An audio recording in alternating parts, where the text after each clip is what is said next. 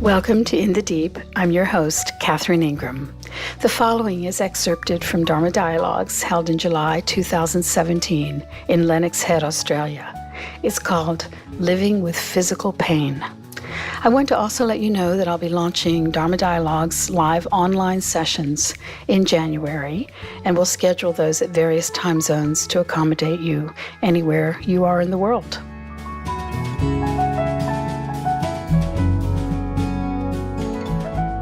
Last Sunday, we had a retreat in Melbourne, and there was some discussion about the use of discipline.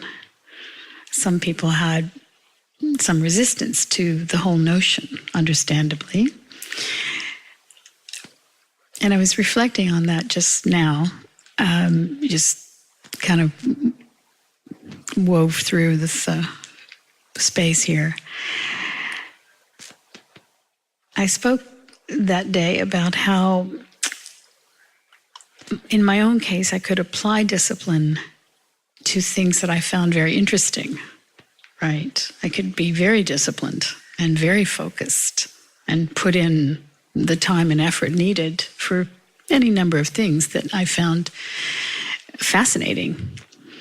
But in my own case, I always had a very rebellious mind about things that I didn't find interesting or fascinating. And it was amazing how, like through lots of school years and in certain circumstances since, how I could read a page and my mind just wasn't there.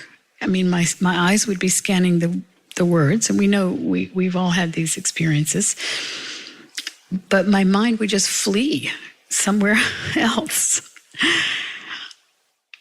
In a similar way, and by the way, I considered that a kind of protection in a sense. I really relied a lot on my own curiosity and interest to let me know what was pertinent. So I didn't mind having a mind that was undisciplined about things that I found to be just junk, completely not pertinent. So in a similar way, I notice that my attention has come to, in a way, refuse to stay on nonsense and sort of unnecessary, troubling thoughts. It just won't stay. It sets itself back to what it is interested in and what it is most comfortable in, what is most pleasant for it. It's just a very simple formula of habit, such that you begin to realize there's certain, and we each know in our own case, there are certain mind patterns, streams of thought that we're pretty sure are going to lead to feeling troubled, feeling upset, right? Feeling anxious and all the usual. And there are other ways of reflecting and perceiving that calm you down. And it's quite possible to develop this strong habit so that, in a way, the discipline is not really a hardship. It's not something like usually is associated with the word discipline, but rather in the purest sense, as someone pointed out last weekend, it actually means to learn. The Latin root comes from learning or being a disciple of. So being a disciple of a certain type of attention that you find most relaxing, most peaceful, most loving, most kind, most clear.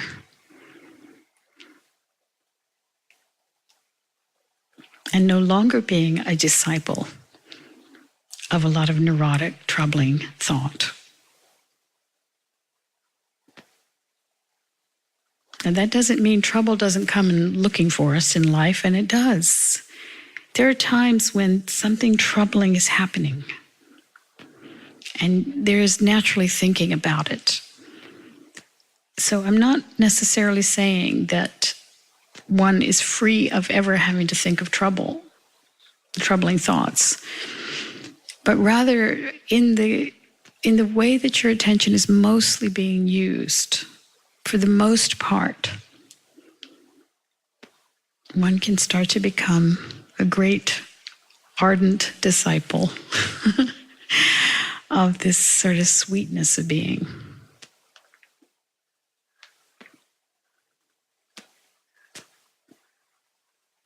And that's very simple, as almost everyone in this room has heard me say many, many times, and you've heard it yourselves in your various studies.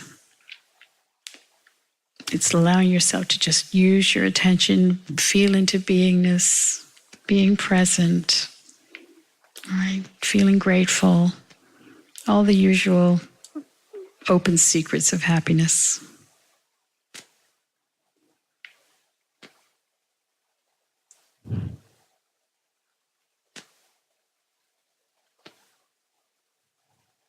Okay, so anyone would like to discuss anything on such matters, please feel free.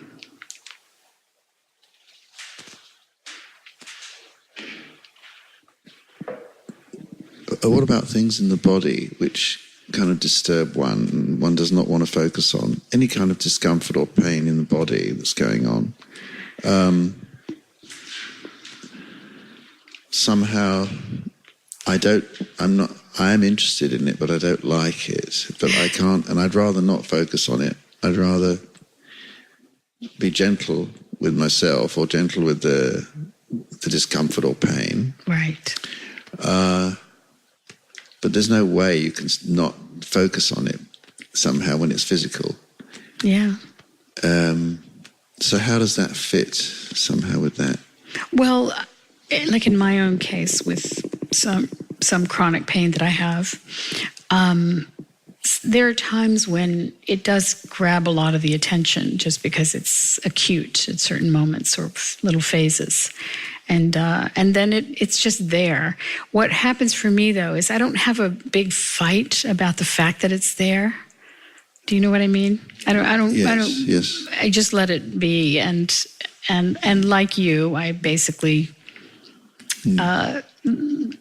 try to move my attention into a bigger space or into noticing other things in addition to the pain. I don't have a demand that I have to take my attention entirely off of it, because if it's physically demanding, some portion of the attention might be on it, So I just don't have a fight about that fact, And sometimes I think people live with extremely acute pain, and they have to find a way to live with it, right? My across the street neighbor, who's a big wave surfer, told me a story recently.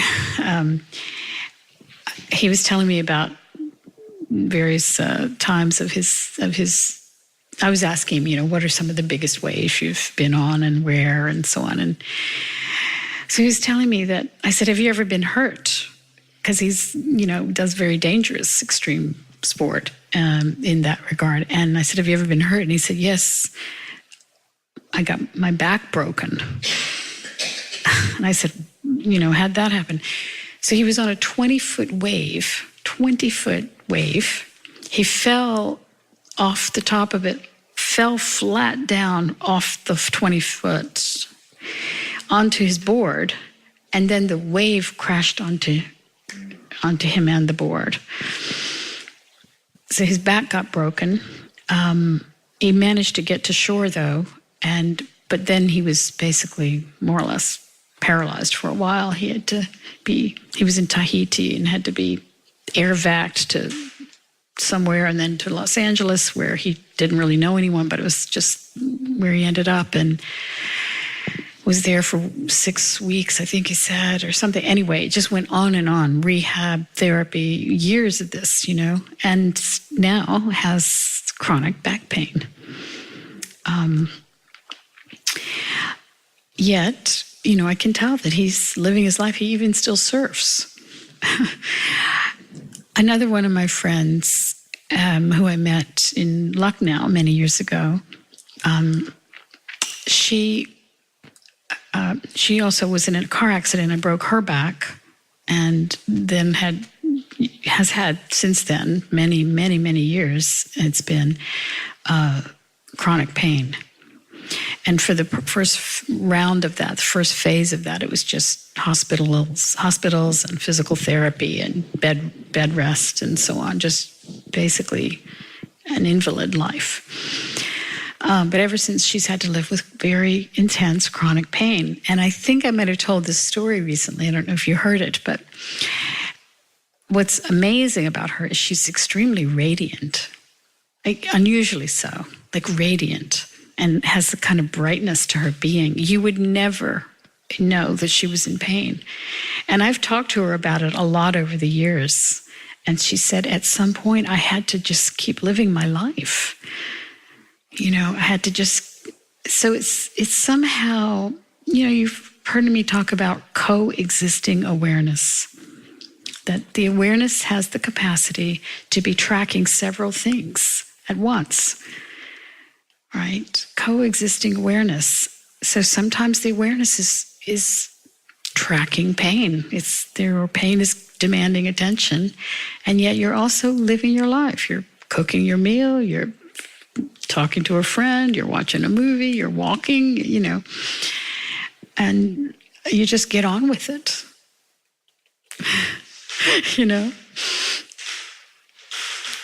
So what will really be troubling is a sense that,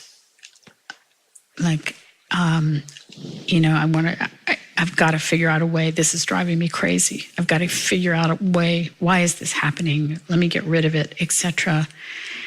Now, fair enough to do whatever you can to alleviate pain, right? But these bodies have tremendous capacity for pain. You just hang around long enough and you will be being visited by pain.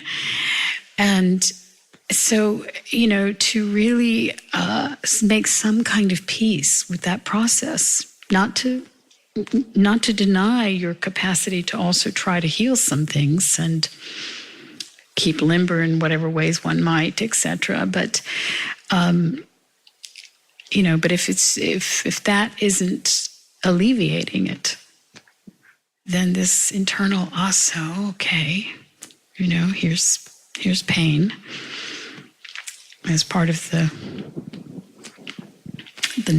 life.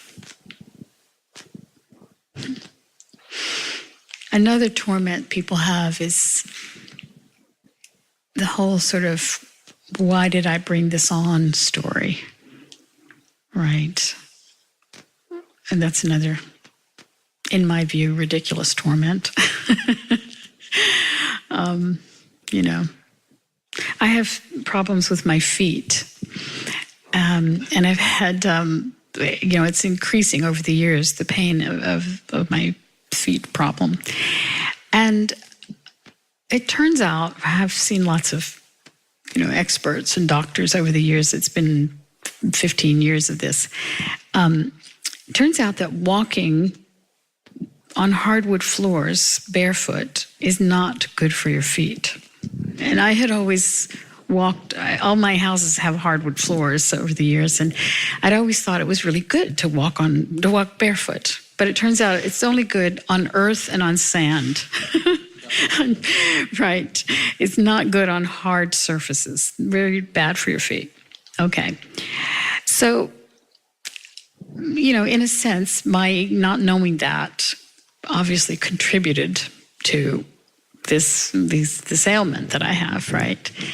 Now, if I were to take that on as, oh God, I did this to myself,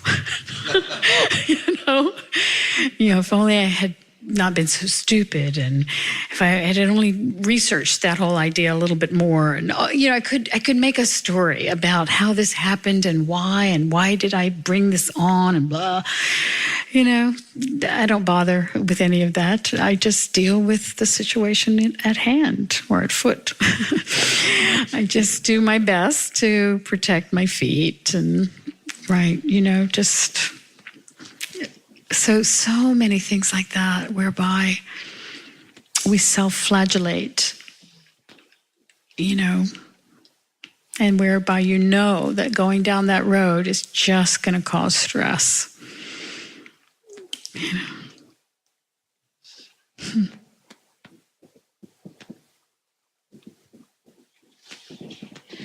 I just want to ask a question. Yes. About, is it just a concept, or is there something in this something that you said that kind of sparked somehow the belief or the concept that I carry, which is, well, I had to go through all these things to arrive here. Mm-hmm.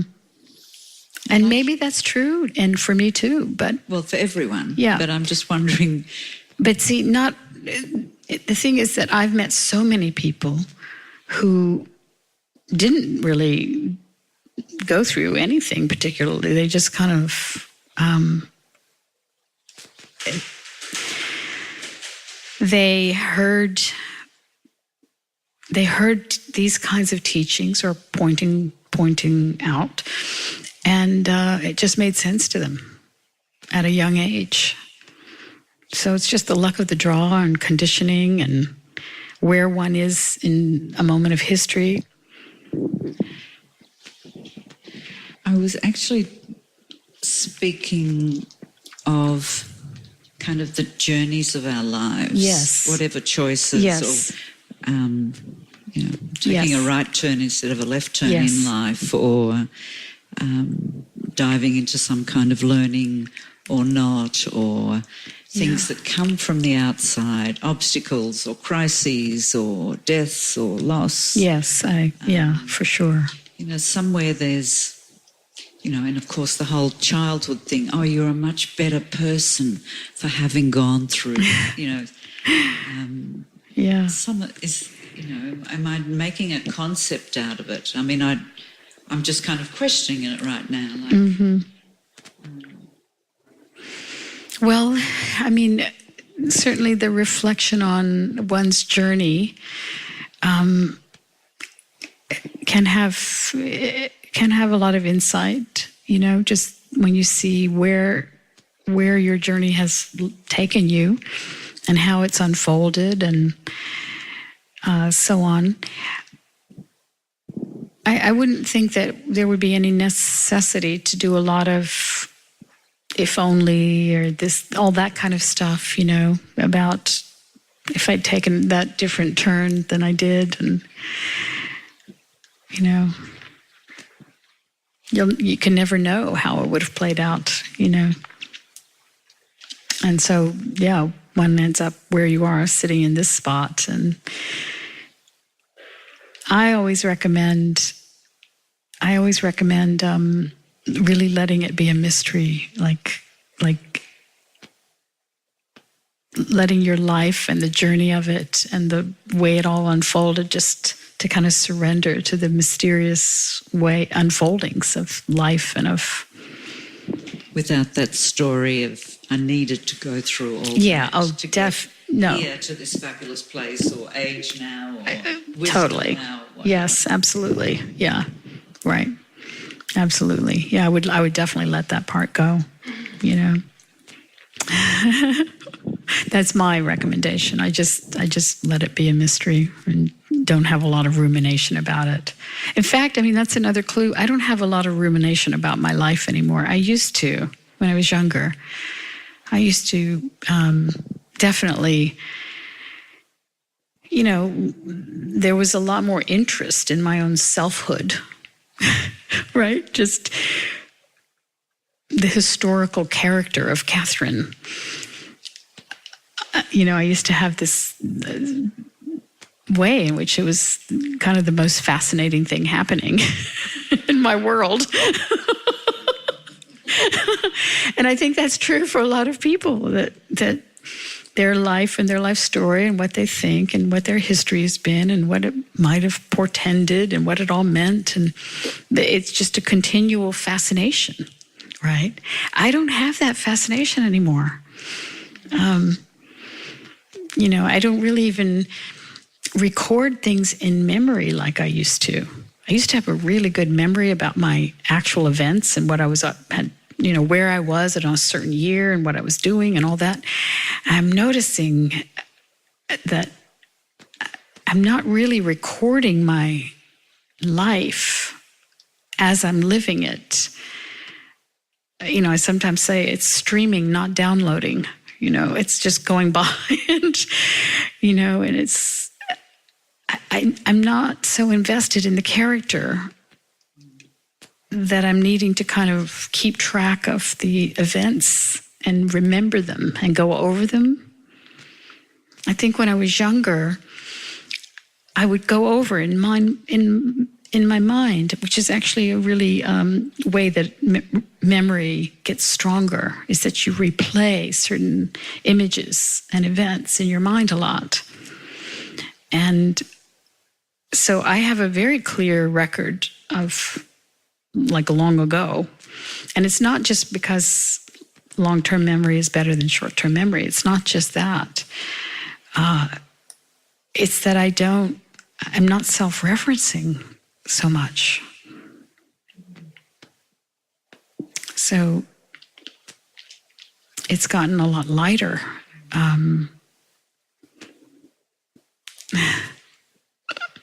So that said, I wouldn't recommend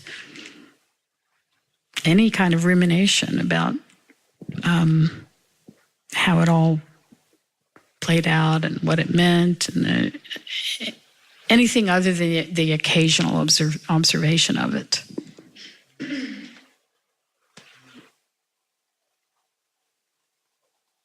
I remember these workshops I used to do where we used to forgive our parents and all this kind of thing. And it was great. And you could really, but then, it can come up again, you can not forgive your parents, Yeah. And you're never quite sure, did you finally forgive them or not? Well, Right. it's just like another experience. You can experience forgiving them, and you can experience really hating them again, or just feeling indifferent. It's like there's nothing to hold on to, is there really? That's right.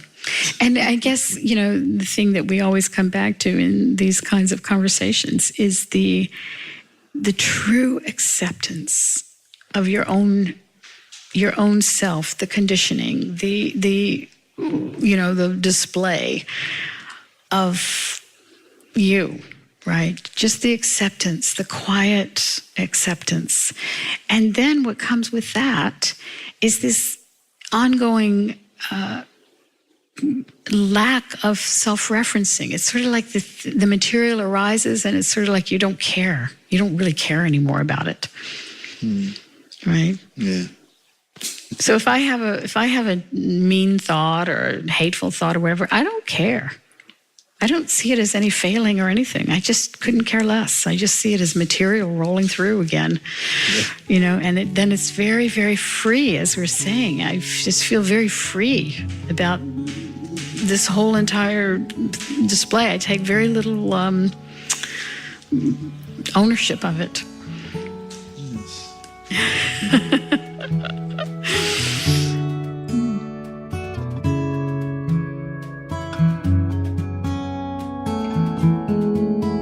This has been In the Deep. You can find the entire list of In the Deep podcasts at katherineingram.com, where you can also book a private session by phone or Skype and see my schedule of upcoming events. If you're a regular listener, please consider making either a one-time or a recurring tax-deductible donation in any amount that is comfortable for you. Till next time.